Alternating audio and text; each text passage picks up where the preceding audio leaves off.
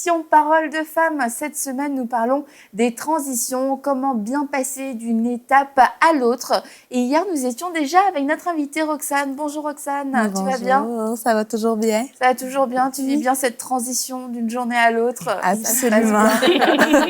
On va de gloire en gloire dans cette semaine. Café en café. De café en café. C'est un élément essentiel de la vie. Tout à fait. Toutes les transitions, le café, c'est vrai.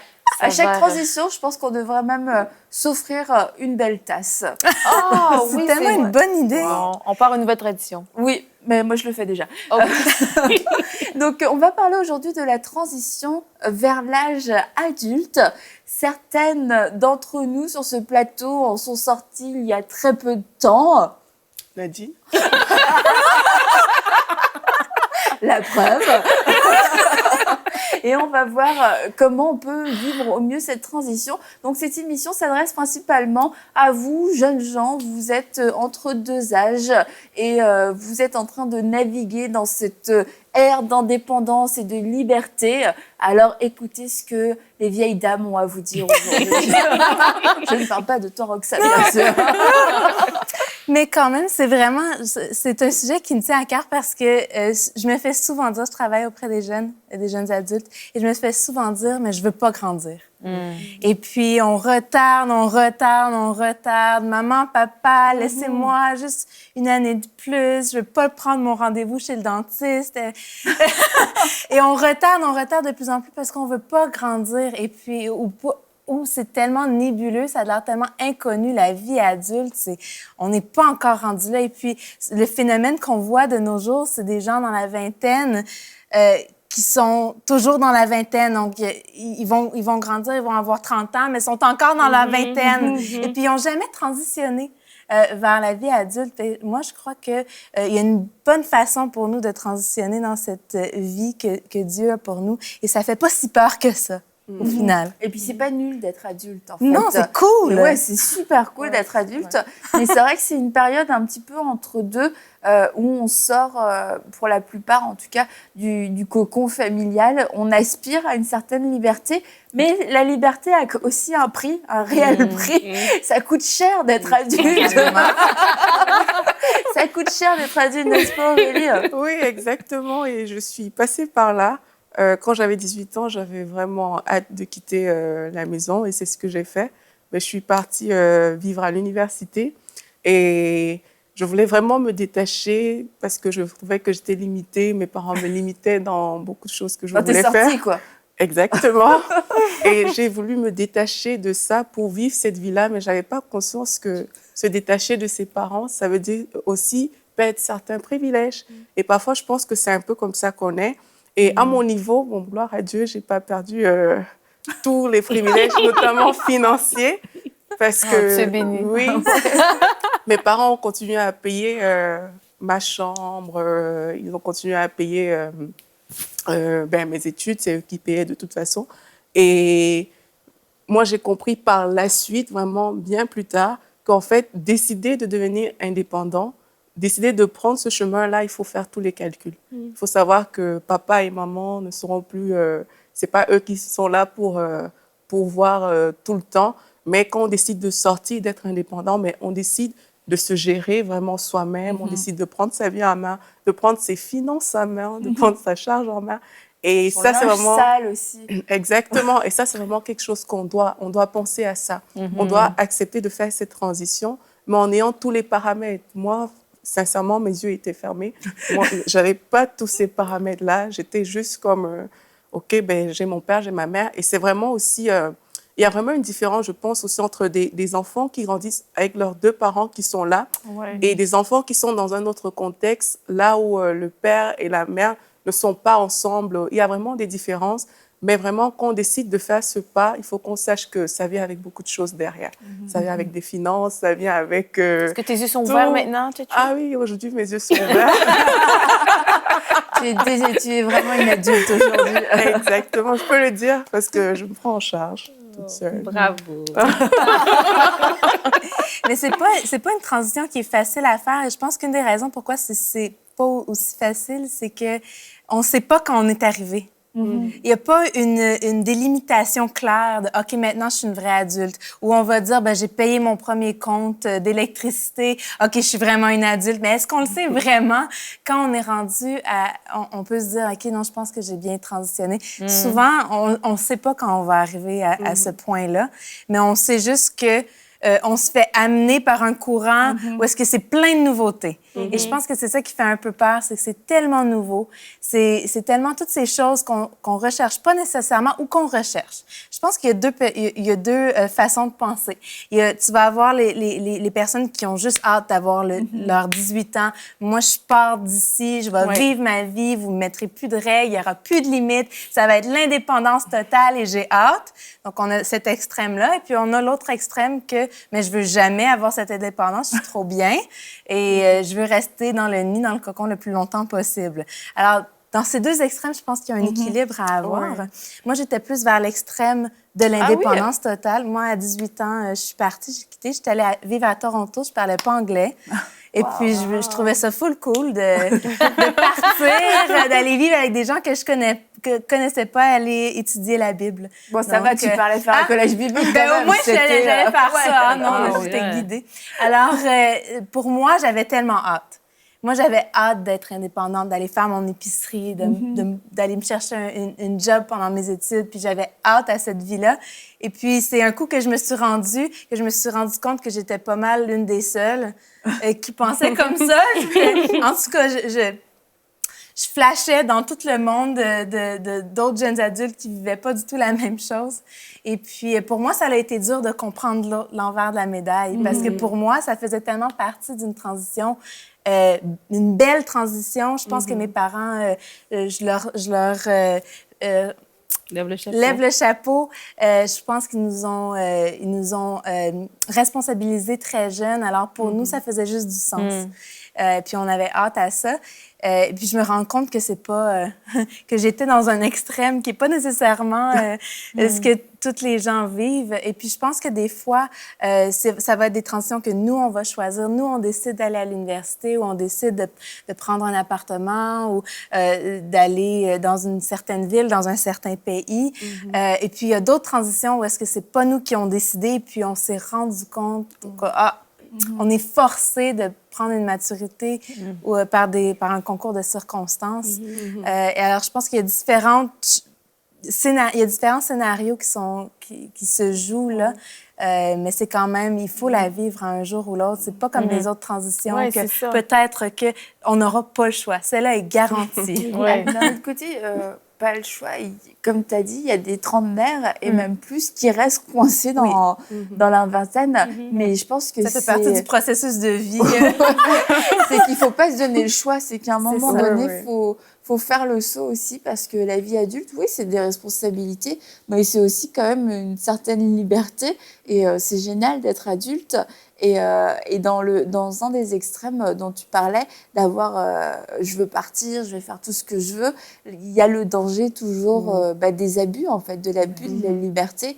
Et c'est comme quand tu te sens, en tout cas, privé de quelque chose. Moi, je me souviens, quand j'étais petite, on n'avait pas trop de bonbons à la maison. On allait chez des gens qui avaient des bonbons, mais on se goinfrait de bonbons, mais comme si on n'allait plus jamais en remanger de notre vie. Mais c'est vraiment ce qu'on pensait, je pense, à chaque fois. Mais vraiment, on se disait, bon, c'est notre chance, quoi. C'est maintenant ou jamais. Quitte à avoir mal au ventre, tu goûtes rien. C'est comme... On était comme ça. Et pour la liberté, c'est la même chose.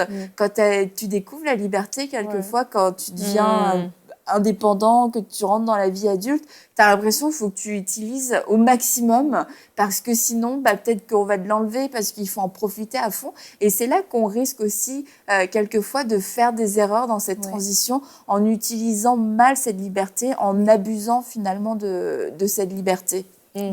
Mais je pense aux jeunes filles qui nous écoutent, aux jeunes, s'il y a peut-être des garçons qui nous écoutent, mais vers la transition vers 17 ans, ici, au Canada, on est adulte à l'âge de 18 ans. Et comme toi, tu avais cette soif de t'en aller, de prendre tes décisions. Mais l'important dans tout ça, je pense que il y a les deux types de personnes. Il y a la personne très mature et indépendante qui a soif de liberté et il y a l'autre personne en même temps. Mais quoi qu'il en soit, l'âge adulte va venir. mais c'est de la manière aussi dont on va gérer ça. Il y a une chose où toi, tu avais soif de liberté, mais toi, tu es allé à l'école biblique. Et je pense que souvent, l'erreur qu'on fait, c'est qu'on saute dans l'âge adulte d'un seul bond et on oublie tout ce qu'on a appris, le bagage que nos parents nous ont enseigné. Et souvent, on était élevés dans un milieu chrétien et on balance tout par la fenêtre parce que je veux vivre mes propres expériences.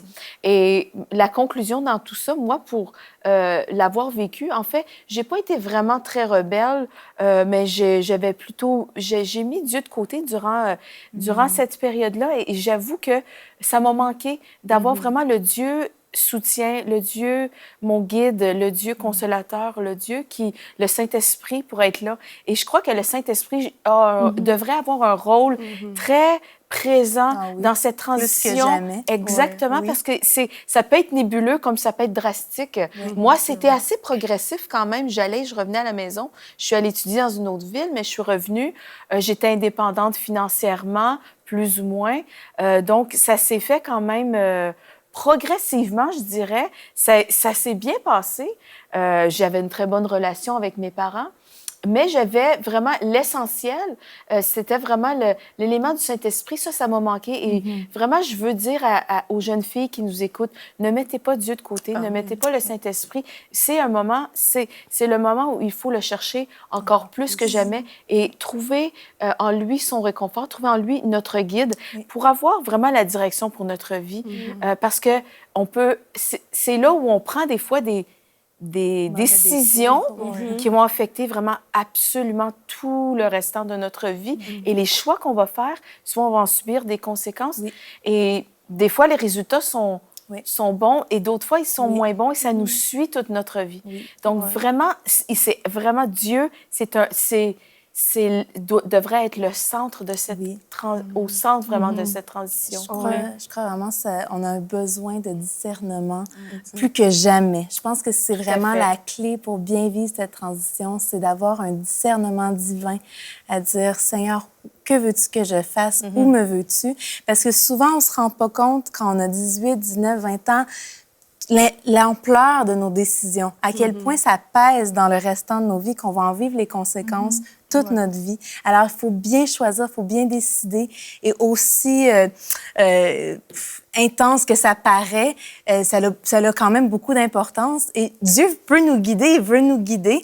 Et tu sais, souvent, on va penser, ben oui, je vais avoir tel copain ou on va décider de se marier. Ou tu sais, on fait des choses souvent quand on est jeune adulte sans trop penser à toute l'ampleur de ce qu'on est en train. Des coups de tête ou dire... Et puis, on se rend pas compte que finalement, ça va nous suivre pendant des années, des années.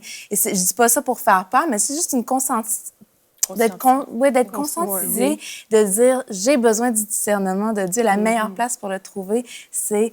le Saint-Esprit va me guider, va me le donner, ce discernement-là, parce que Dieu nous donne cette liberté. Et l'apôtre Paul en parle en Romains.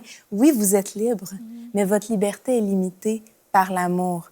Et puis, nos actions vont avoir un impact non seulement pour notre vie, mais sur la vie des autres. Alors, la plus belle façon d'aimer, c'est d'apprendre à gérer cette liberté-là. Et en faisant ça, on applique la parole de Dieu, on met les principes de Dieu en action. Et puis, Dieu va bénir ça, il va avoir du discernement, il va avoir des bénédictions. Et puis, le plan de Dieu va s'accomplir dans nos vies. Mais je crois aussi qu'il faut rester ouvert. Ouvert dans le sens que parfois, on se dit qu'on a 17, 18 ans, qu'on va s'en sortir tout seul et tout. Mais Dieu a disposé des personnes dans notre entourage aussi qui peuvent nous aider. Et c'est important de communiquer, de savoir parler. On a des parents qui nous ont éduqués depuis qu'on était bébés. Ils nous ont vus grandir et nos parents veulent le meilleur pour nous aussi.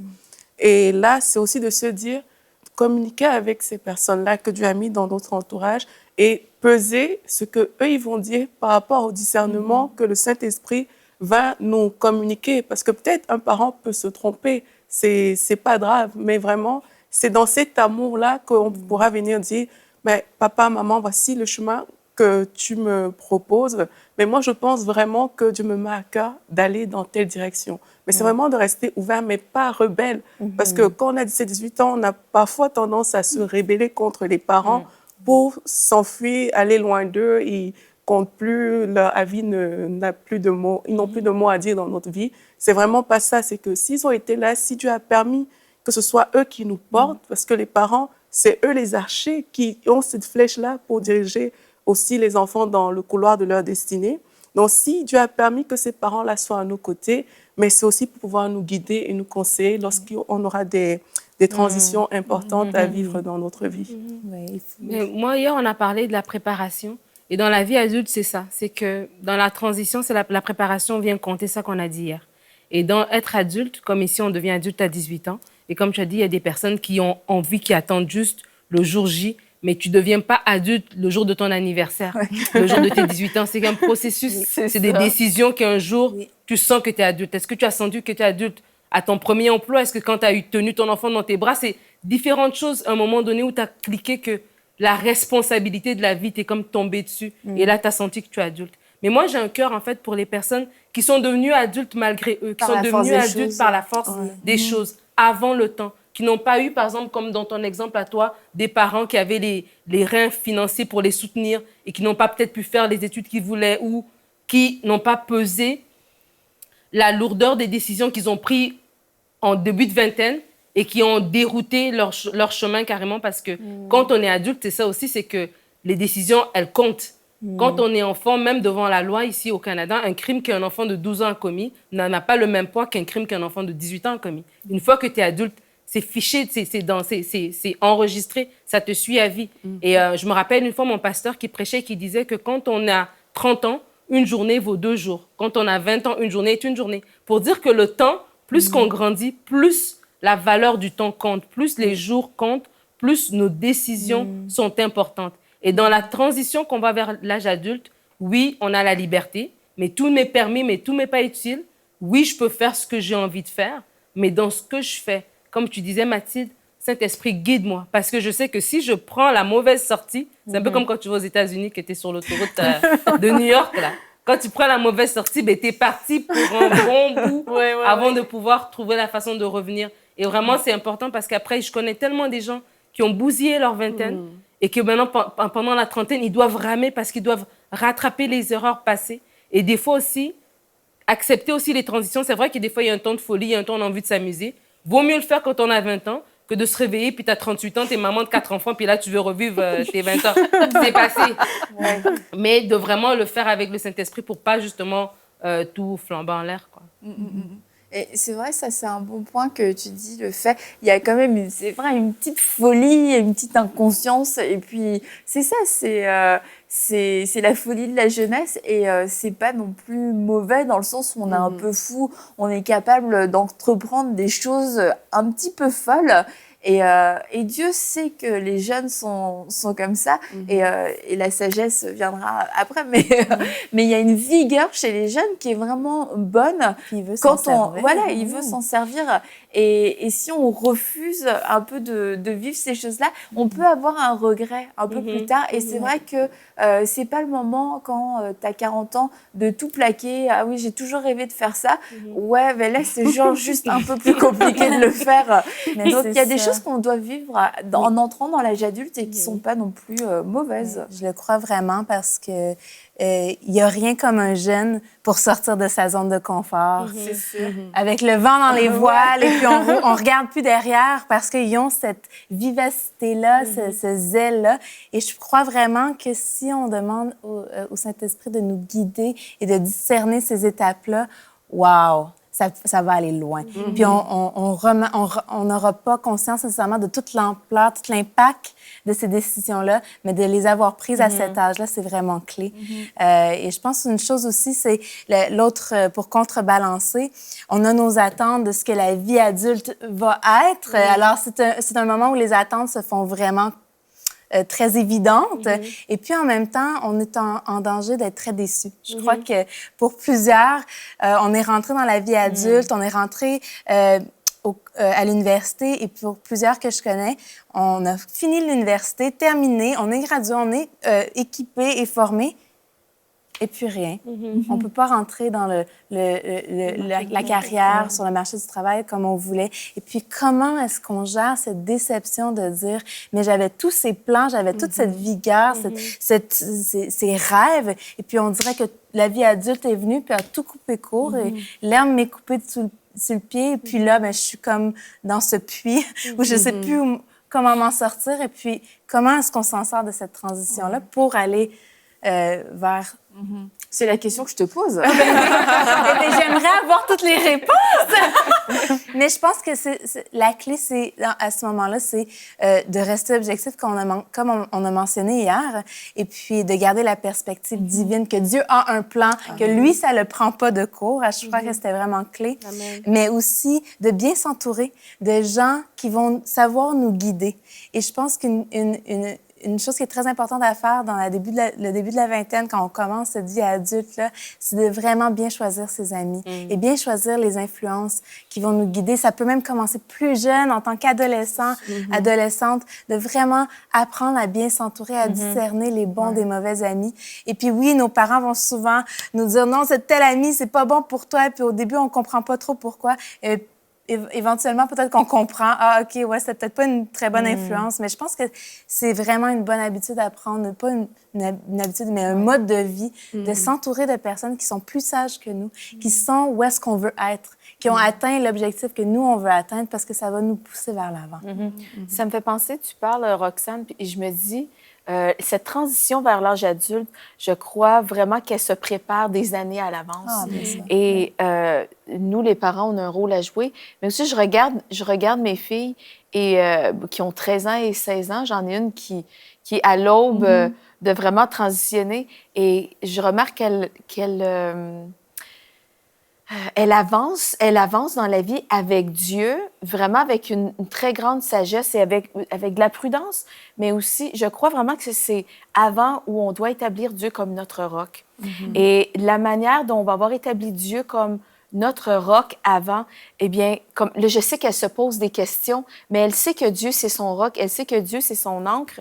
Et là, elle me pose des questions, j'ai dit, Flo, consulte le Saint-Esprit. J'ai dit, moi, je vais consulter. Puis après, mais toi aussi, consulte, puis on va pouvoir s'en reparler.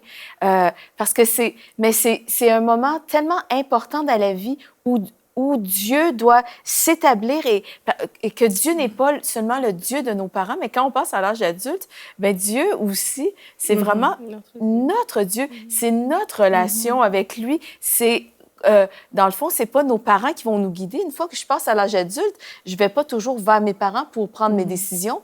Ben, je vais vers Dieu. Et c'est aussi d'apprendre à gérer ça. Comment je fais pour passer de, OK, Dieu, c'est le Dieu de mes parents et Dieu devient mon Dieu. Bien, c'est à force de vraiment expérimenter la présence de Dieu, consulter le Saint-Esprit, même quand on est un adolescent. Nos prières se font entendre vers le Dieu de gloire, peu importe l'âge que nous avons. Et Dieu entend les prières des jeunes et Dieu fait grâce. Et je crois vraiment que cette relation avec Dieu, le Saint-Esprit, doit être super bien, solidement établie pour que cette transition, je pense que ça peut être vraiment doux et léger. Je pense vraiment que ça peut bien se passer. Je pense pas que c'est nécessairement obligé d'être chaotique pour tout le monde. Je crois pas que Dieu a prévu que ce soit non plus. Donc, avec Dieu, on fait vraiment des transitions formidables, je pense. Il y a peut-être un point que je veux soulever par rapport au contexte africain. C'est que, là, on parle de 17 ans, 18 ans, c'est l'âge de quitter la maison et tout. Mais très souvent, en Afrique, les enfants ils restent chez leurs parents beaucoup plus longtemps. Il n'y a pas ce à 17, 18 ans, c'est bon, tu t'en vas. C'est vraiment pas très répandu. Et on se retrouve parfois chez nos parents à 20 ans, à 25 ans, à 26 ans. Sauf si tu pars à l'étranger, en fait, faire tes Oui, études. beaucoup de gens. Tu pars tôt, quelquefois. Exactement. Beaucoup de gens quittent très tôt parce qu'ils vont à l'étranger. Mais beaucoup de gens quittent aussi quand même tard parce qu'ils sont sur place. Et je pense que c'est important aussi dans ce contexte-là de savoir faire la transition.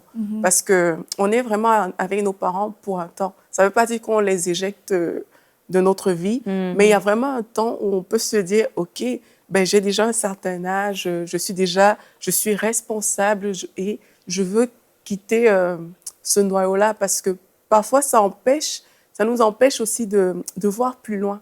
ça empêche d'aller de l'avant parce qu'on est toujours cantonné à voilà, c'est papa, c'est maman, ils sont là. Ce sont nos parents, ils vont toujours jouer le rôle de parents. Et tant qu'on est avec eux, on a toujours la conscience d'enfant. On n'a pas forcément la conscience d'adulte. Donc vraiment, dans ce contexte-là aussi, c'est vraiment bien qu'à partir d'un certain âge, on puisse se dire, OK, ben, je me responsabilise. Ça ne veut pas dire que je vais délaisser mes parents. Mes parents sont là, ils restent mes parents, mais je prends le pas vraiment de devenir autonome et responsable. Je pense que oui, c'était important de le souligner. Et juste pour terminer, je voudrais revenir sur ce que tu as dit, Nadine, et puis en rapport avec ça aussi, c'est quelquefois les circonstances te forcent à devenir adulte, et parce que notamment on part de la maison et on va étudier à l'étranger. Quelquefois, moi je vois des jeunes arriver, ils ont 17 ans, ils sont loin, très loin, ils arrivent tout seuls. Bah, il faut se prendre en main et là, il n'y a pas le choix. Et ça a été aussi ton cas, Nadine, mais pour une autre raison. Mais est-ce que tu aurais un conseil pour ces jeunes qui sont forcés d'entrer dans la vie adulte, même s'ils n'ont pas l'âge finalement? En fait, et ça, ce serait ce que Mathilde a dit tout à l'heure, de vraiment revenir à Dieu. Parce que nos décisions vont changer le reste de notre vie. Et moi, je me rappelle quand mon père est décédé, j'avais 17 ans. L'année d'après, je me suis mis en relation et j'ai fini par me marier. Et j'avais demandé quelque chose à Dieu. J'ai dit, Seigneur, donne-moi le discernement. Je n'ai pas l'expérience de vie. Je n'ai pas fait plein de choses avant. Je n'ai pas 1 million de gens, parce que des fois aussi, on peut avoir des gens autour de nous pour nous conseiller. Je connais pas grand-chose. J'ai besoin de ton discernement. Et vraiment, Dieu a répondu à cette prière alors que j'étais une enfant. Aujourd'hui, je me sentais grande à l'époque. Mais quand je regarde, je dis, j'étais juste un bébé. Mais Dieu m'a donné une sagesse, Dieu m'a donné une intelligence, une clairvoyance par rapport à des situations pour prendre les bonnes décisions. Et à ces jeunes-là, c'est ça. Seigneur, donne-moi le discernement où je vais être, dans l'université que je vais être, les gens que je vais rencontrer, les cours que je vais faire, les amis que je vais faire. Donne-moi le discernement de discerner ce qui vient de toi, ce qui ne vient pas de toi, ce qui est bon et ce qui est mauvais. Et c'est ça qui va vraiment nous guider. Merci beaucoup. Merci encore à toi, Roxane. Demain, on va parler de la transition du célibat au mariage. Alors, je sens que ça va intéresser beaucoup d'entre vous. Mais pour terminer, j'aimerais vous rappeler, jeunes gens qui nous suivez, jeunes filles qui nous suivent, surtout si tu es une jeune fille chrétienne, la liberté, c'est une liberté avec Jésus. Ce n'est pas une liberté sans Jésus. Et cette folie, ce brin de folie, cette spontanéité, cette joie de vivre, c'est super, vraiment. Et utilise-la pour servir le Seigneur de tout ton cœur, de toutes tes forces, faire des choses que tu as l'occasion de faire aujourd'hui, peut-être faire des voyages missionnaires, d'aller servir, de servir à fond dans ton église, de t'investir à fond, d'avoir moins d'heures de sommeil, mais plus tard, t'en voudras un peu plus. Donc, profites-en aujourd'hui pour servir le Seigneur de tout ton cœur, vraiment de tout donner, et tu n'auras aucun regret d'avoir utilisé cette liberté pour servir le Seigneur.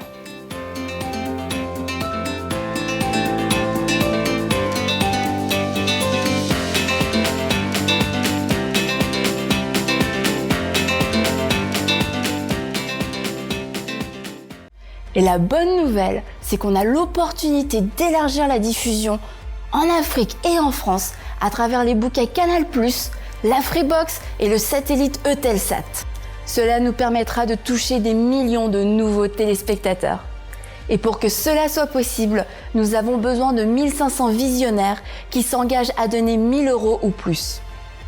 Ensemble, nous allons relever ce défi. Vous pouvez faire votre don sur emcitv.com en une seule fois ou en plusieurs mensualités. Dès maintenant, donnons pour amener EMCI TV à une nouvelle dimension.